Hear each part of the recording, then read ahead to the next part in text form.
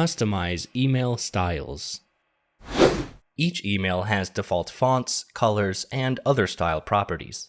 You can customize these styles for the entire email or for selected components. Here's how to customize colors. Every email comes with the default inherited color scheme. To change it, go to Color Scheme and select Custom. To change the background and primary accent colors, select a color from the color picker or enter a hex code. Primary accent affects the color of links and buttons. When you customize colors on the Email Style tab, all sections and components inherit the changes.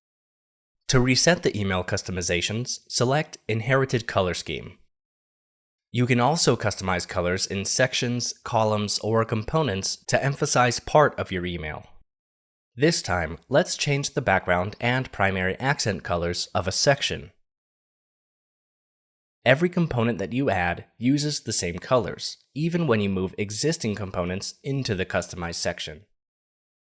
When you're satisfied with your email styles, save your changes. As always, preview and test your email before you send.